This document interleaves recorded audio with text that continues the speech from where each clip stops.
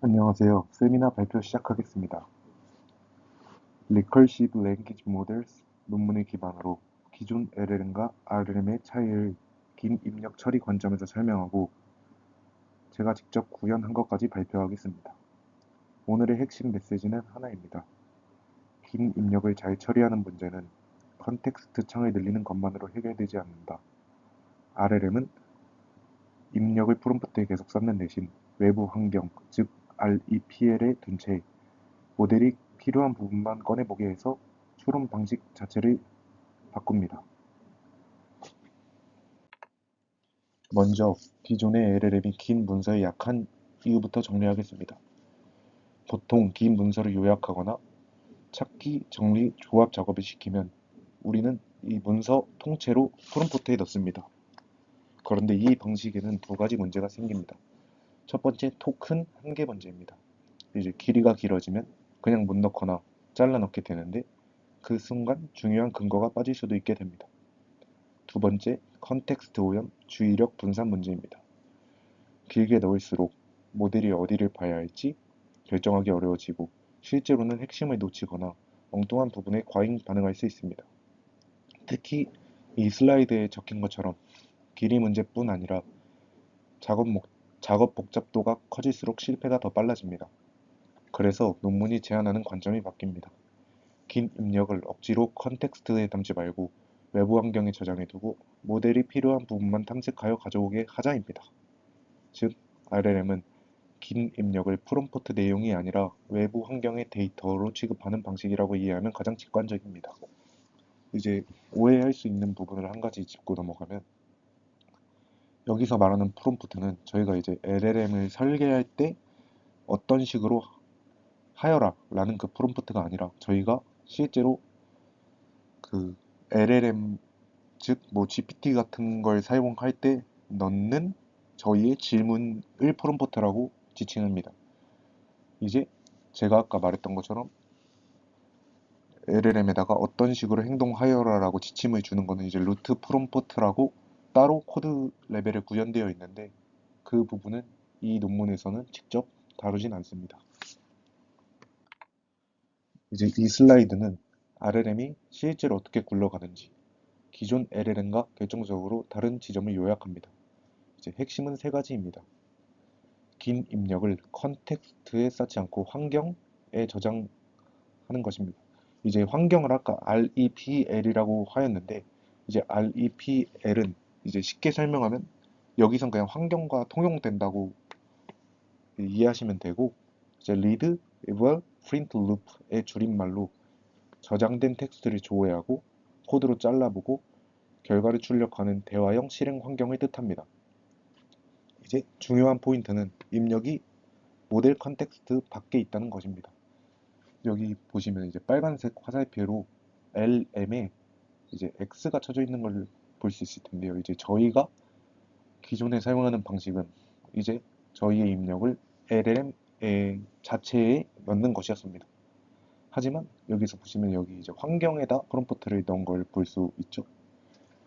그리고 이제 두 번째, 루트 LLM이 코드로 필요한 부분만 읽고 분할하는 것입니다. 모델이 곧바로 전체를 다 읽고 요약을 하는 게 아니라 어디를 봐야 하지를 먼저 결정하고 그 부분을 꺼내서 작은 단위로 만듭니다. 이제 세 번째는 서브콜로 하위 문제를 쪼개어 해결하는 것입니다. 그 후에 결과를 합치고 이제 이걸 자세히 설명드리면 RLM은 큰 문제를 작은 문제로 나누고 그 작은 문제들을 서브 줄로 처리합니다. 그럼 여기서 중요한 질문이 하나 나옵니다. 그럼 옆에 보시면 여기 그 뎁스가 1이라고 써져 있는 걸 볼 수 있는데 뎁스가 1이어도 서브콜이 일어나나에 대한 걸 제가 한번 먼저 여쭤보겠습니다. 네, 이제 답변해 드리겠습니다. 결론부터 말하면 뎁스가 1이어도 서브콜이라는 행위 자체는 일어날 수 있습니다. 이제 다만 뎁스는 재기적으로 또 LLM을 호출해 더 깊게 들어가느냐를 제한하는 장치고 뎁스가 1이면 깊게 파고드는 다단 재기는 맞지만 작은 작업 단위 호출 자체는 여전히 존재할 수 있습니다. 즉, 이 슬라이드에서 말하는 구조는 긴 입력을 밖에 두고 필요한 조각만 보고 작은 결과를 모아 최종 답을 만든다가 이 핵심입니다. 여기서 이제 이해가 안 되시는 분들이 있을 수 있어. 더 직관적으로 쉽게 해설을 해드리면 저기 RLM 루트 뎁스 0이라고 보이는 게 이제 저희가 처음에 루트 LLM입니다. 처음에 설정한 루트 LLM입니다. 이제 이게 원래는 답을 바로 이제 생성을 했죠? 그게 아니라 이제 그 밑에 있는 하위 LLM, 여기 RLM 뎁스 1이라고 되어 있는 LLM에 프롬포트와 코드를 나눠서 이렇게 딱딱 줍니다. 그럼 이제 그 하위에 있는 RLM이 그 프롬포트를 받아서 답을 생성하고 이제 실제로 이 여기 안에 있는 REPL 자체에서도 환경 자체에서도 답을 생성하고 이제 이런 하위에 있는 RLM들이 모여가지고 하나의 출력을 생성하는 것은 기존 LLM과 똑같은 구조를 가집니다. 이제 이 페이지는 기존 LLM은 입력이 길어질수록 성능이 떨어지고 RLM은 왜 덜 떨어지냐를 직관적으로 보여주는 포인트입니다. 기존 방식은 문맥이 길어질수록 중요한 근거가 프롬프트 안에서 묻히고 모델이 어디를 주의해야 하는지 못 찾고 결국 기억력, 주의력 문제처럼 보이는 성능 하락이 발생합니다. 반면 RLM은 문서를 통째로 들고 있지 않고 필요한 구간만 꺼내서 작은 컨텍스트에서 집중하여 처리한 다음 결과만 조합하니까 문맥의 길이가 늘어나도 성능 하락이 상대적으로 완만해집니다. 여기서 이제 논문에서 중요한 해석이 하나 있습니다. 이제 긴 입력을 처리하는 문제는 단순히 메모리 문제가 아니라 정보를 처리하는 방식의 문제다. 그래서 RLM은 긴 컨텍스트 모델과 경쟁한다기보다 이제 추론 파이프라인을 새로 정의하는 방식에 가깝습니다. 이제 이 슬라이드는 알고리즘 1과 2의 비교입니다. 이제 알고리즘 2는 저희가 사용하는 기본 방식이고 이제 긴 프롬프트와 중간 출력을 계속해서 대화의 스토리에 누적합니다. 그래서 이제 언젠가는 컨텍스트 한계에 닿기 전에도 중간 출력이 길어질수록 품질이 흔들리는 현상이 생깁니다. 이제 알고리즘 1이 저희가 제안하는 RLM인데요. 긴 입력은 환경에 고정해 두고 모델 히스토리에는 메타 수준의 정보만 남깁니다. 이제 예를 들어 어느 섹션을 봤다. 이 부분은 요약 완료했다. 다음은 A와 B를 비교하여라. 라는 방식으로요. 이제 이 구조는 실무적으로도 엄청 중요합니다. 왜냐면 우리가 흔히 하는 실패가 이제 중간 결과를 친절하게 길게 쓰다가 컨텍스트를 잡아먹어 버리는 건데 RLM은 아예 시스템 설계로 그 길을 막고 이제 문서 컨텍스트 밖으로 밀어내 버립니다. 이제 여기서는 RLM이 실제로 보이는 행동 패턴을 정리합니다. 이제 첫 번째로 문서를 읽는 게 아니라 탐색한다. 이게 무슨 뜻이냐면 처음부터 끝까지 훑는 게 아니라 내가 필요한 정보가 어디 있을지를 추정하고 그 구간만 집어서 봅니다. 이제 두 번째로는 추론을 재기호출로 분산한다. 이게 큰 문제를 한 번에 풀기보다 작은 질문들로 쪼개서 여러 번 호출하고 이제 각 호출은 작은 컨텍스트 안에서 선명하게 결론을 내리게 합니다.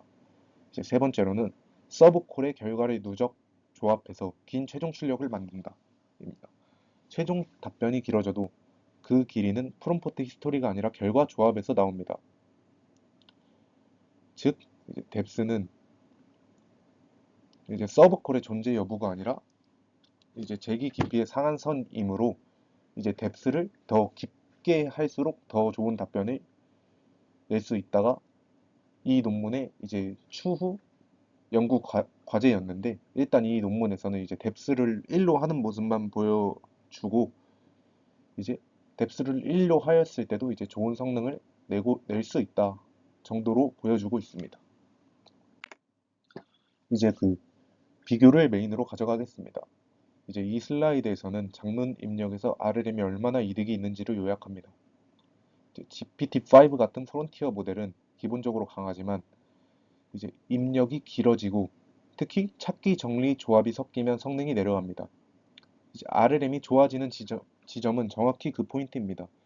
문서를 통째로 넣는 게 아니라 필요한 부분만 뽑아서 작은 단위로 여러 번 처리해서 정답을 합치니까 사실은 이런 그 브라우저 플러스나 이제 overlong pairs 같은 이제 그 모델에서 더 좋은 성능을 보입니다. 이제 정보를 찾아서 구조화하고 비교해서 결론을 내야 하는 과제에서 개선폭이 크다로 보여집니다.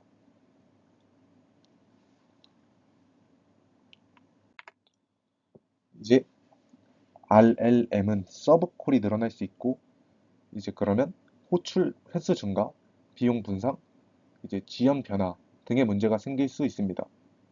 그래서 이제 실무적으로는 성능만 보는 것이 아니라 서브콜 수를 얼마나 제한할 것인가, 이제 요약 길이를 얼마나 제한할 것인가, 이제 어느 부분을 먼저 볼지, 즉 스캐닝 전략 같은 이제 운영 파라미터가 굉장히 중요합니다.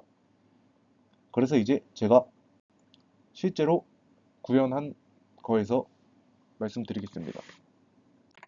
이제 제가 실제로 구현하면서 겪은 시행착오인데, 이제 제가 이제 VLLM을 사용하였는데 그 API로 GPT나 제미나이를 호출하지 않고, 여기서 왜 그렇게 했는지 설명드리겠습니다. 이제 처음엔 당연히 저도 API 기반으로 시작하려고 한번 구현을 해보려고 했습니다. 이제 예를 들면 뭐 제미나이 같은 API를 쓰면 코드도 단순하고 더 빠르게 할 수 있으니까요. 그런데 이제 실제로 돌리려니까 문제가 이제 연속으로 터졌습니다. 우선 그 제미나이 API 문제가 발생하였고, 이제 백엔드 의존성 문제로 실행이 자주 끊겼습니다. 이제 그 이름 혼동도 있었고, 예를 들어 뭐 지원 목록에 제미나이는 있는데 구글은 없어서 이런 식의 뭐 명칭 차이 때문에 치명적이었던 것도 있고 하고, 이제 쿼터 이슈도 자주 발생하였습니다. 여기서 뭐 대표적으로 발생하였던 건 429 에러, 이제 서비스 정책 요금 쿼터 문제가 많이 발생하였고요. 그래서 이제 저는 결론적으로 이렇게 판단했습니다. 이제 제가 발표에서 가장 중요한 건 재현 가능성이고, 이제 RLM의 장점을 보여주기에는 이제 VLLM이 충분하겠다라고 해서 이제 VLLM으로 했고요. 이제 VLLM이란 여기서 이제 그 API 방식이 아닌 제가 이제 모델을 불러와서 사용하는 것을 말합니다. 이제 저는 QN35B 정도 모델로 이제 간단하게 구현해 보았습니다. 이제 첫 번째 구현입니다. 그 아까 제가 말씀드렸던 것처럼 이제 루트 프롬프트는 이제 위텍스트를 문제의식, 핵심 아이디어, 실험 결과 기여로 이제 요약해 달라고 하였고, 이제 거기에 넣은 입력으로는 그 제가 지금 발표하고 있는 RLM 논문에 이제 초록을 넣습니다. 그렇게 넣었더니 이제 문제의식과 핵심 아이디어와 실험 결과 기여를 이제 잘 나타내고 있습니다. 이제 두 번째 구현을 보여드리겠습니다. 이 논문은 이제 저희 연구실의 가장 큰 형님인 이제 정호 형의 논문에 인트로덕션 부분을 다 넣어서, 그러니까 뭐 한 30줄 정도의 문장을 넣고, 아까와 같이 루트 프롬프트는 똑같이 가져가서 이제 RLM으로 구현을 해본 결과 이제 이런 문제의식과 이런 핵심 아이디어와 이런 실험 결과와 기여를 얻을 수 있었다 였습니다.